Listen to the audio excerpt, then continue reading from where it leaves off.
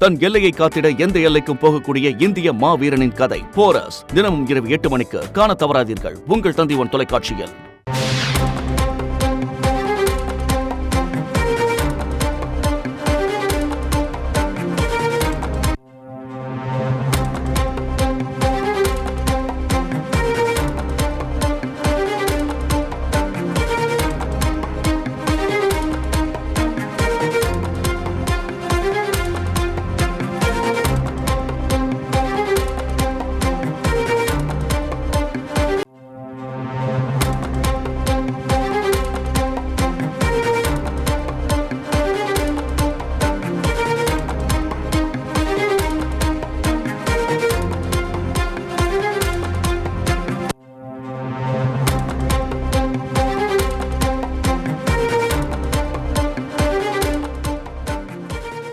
தேசிய ஜனநாயக கூட்டணியினுடைய தலைவராக பிரதமர் மோடி அவர்கள் ஏகமனதாக தேர்வு செய்யப்பட்டிருக்கிறார் என்பது நமக்கு தற்போது செய்தியாக கிடைக்கிறது. சற்று நேரத்திற்கு முன்பாக என்டிஏவுடைய மீட்டிங் அப்படிங்கிறது மோடி அவர்களுடைய இல்லத்தில் நடைபெற்றிருந்தது.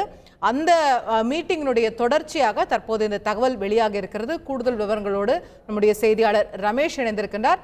ரமேஷ், அந்த மீட்டிங்ல இருந்து என்ன முடிவுகள் எடுக்கப்பட்டிருக்கு, நமக்கு என்ன சொல்லியிருக்காங்க? கூட்டணி தலைவர்களுடைய கூட்டம் நடைபெற்று வருவது குறித்து நாம் பதிவு செய்திருந்தோம். சுமார் 1.5 மணி நேரம் பிரதமர் மோடியினுடைய இல்லத்தில் அந்த கூட்டம் நடைபெற்றது. பிரதமர் மோடி, JP நட்டா, ராஜ்நாத் சிங், அமித்ஷா, தெலுங்கு தேசம் கட்சி தலைவர் சந்திரபாபு நாயுடு, பீகார் முதல்வர் நிதிஷ்குமார் உள்ளிட்ட தேசிய ஜனநாயக கூட்டணியை சேர்ந்த சுமார் 21 தலைவர்கள் இந்த கூட்டத்திலே கலந்து கொண்டனர். அஜித் பவார் தலைமையிலான தேசியவாத காங்கிரஸ் கட்சியின் சார்பில் அஜித் பவார் இந்த கூட்டத்தில் கலந்து கொள்ளவில்லை. இருப்பினும் அவரது சார்பிலே பிரஃபுல் பட்டேல் கலந்து கொண்டார். அவர் மாநிலங்களவை உறுப்பினராக இருக்கிறார். மொத்தம் 21 தலைவர்கள் இந்த கூட்டத்திலே கலந்து கொண்டனர். இந்த கூட்டத்தில் சந்திரபாபு நாயுடு மற்றும் நிதிஷ்குமார் உள்ளிட்டோர் பிரதமர் மோடிக்கு தங்களது ஆதரவு கடிதத்தை வழங்கினர். இவை மட்டுமின்றி ஏக்நாத் ஷிண்டேவினுடைய சிவசேனாவும் பிரதமர் மோடிக்கு தங்களுடைய ஈடு இணையற்ற ஆதரவை வழங்குவதாக அந்த ஆதரவு கடிதத்தை வழங்கியுள்ளது. இதனைத் தொடர்ந்து இந்த தேசிய ஜனநாயக கூட்டணியினுடைய கூட்டத்தில் தேசிய ஜனநாயக கூட்டணியினுடைய தலைவராக பிரதமர் மோடியை தேர்வு செய்வதாக ஏகமனதாக தீர்மானம் நிறைவேற்றி அவர் தேர்வு செய்யப்பட்டிருக்கிறார். இதையும் நாம் முன்பே பதிவு செய்திருந்தோம். தற்போது அந்த அறிவிப்பை தேசிய ஜனநாயக கூட்டணியின் சார்பில் அதிகாரப்பூர்வமாக அறிவிப்பு என்பது வெளியிடப்பட்டிருக்கிறது.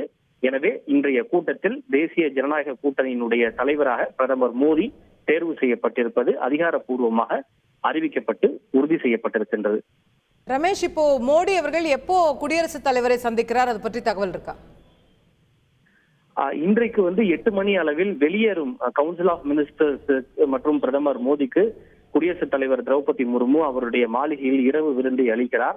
அதற்கு முன்னதாக இந்த தலைவர்கள் குடியரசுத் தலைவரை சந்தித்து ஆட்சி அமைக்க உரிமை கோருவார்கள் என்று பாஜக வட்டாரங்களில் கூறப்படுகிறது. மற்றொரு தரப்போ நாளை மறுநாள் ஜூன் 7ஆம் தேதி நாடாளுமன்ற வளாகத்தில் தேசிய ஜனநாயக கூட்டணி நாடாளுமன்ற உறுப்பினர்கள் குழு கூட்டம் நடைபெற உள்ளது. அந்த கூட்டத்திற்கு பிறகு குடியரசுத் தலைவரை சந்தித்து ஆட்சி அமைக்க உரிமை கோருவார் என்றும் சொல்லப்படுகிறது. சோ தற்போதைய நிலையில் நம்ம வெயிட் அண்ட் வாட்ச் என்ற அந்த சூழ்நிலை தான் நிலவுகிறது. ஆனால் இன்றைய கூட்டத்தில் நிதிஷ்குமார் ஒன்றை பிரதமர் மோடிக்கு அறிவுறுத்தியிருக்கிறார்.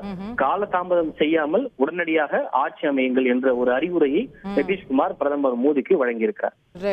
இப்போ அந்த குடியரசுத் தலைவரை சந்திக்க செல்லும் போது கூட்டணி கட்சி தலைவர்களும் உடன் செல்வார்கள் அப்படிங்கிற மாதிரியான திட்டம் இருக்கா?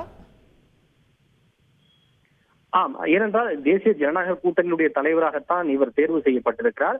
எனவே தேசிய ஜனநாயக கூட்டணியின் சார்பில் தலா ஒரு தலைவர்கள் நிச்சயம் உடன் செல்வார்கள் என்றுதான் கூறப்படுகின்றது.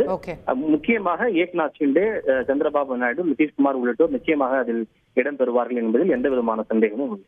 அது இன்னைக்கு பண்ண போறாங்களா இல்ல 7ஆம் தேதியா அப்படிங்கிறது மட்டும்தான் இப்போ தெரியாத விஷயமாக இருக்கு. நிச்சயமாக அவர் தேர்வு செய்யப்பட்டு விட்டது முதற்கொண்டு எல்லாமே உறுதி செய்யப்பட்டு விட்டது. உரிமை கோருவது மட்டும் இன்றைக்கா அல்லது 7ஆம் தேதியா என்பது சற்று அந்த ஒரு விவாதம் என்பது நடைபெற்றுக் கொண்டிருக்கிறது. அநேகமாக இன்னும் ஒரு சில மணி நேரங்களிலே அதற்கு ஒரு விடை கிடைக்கும்.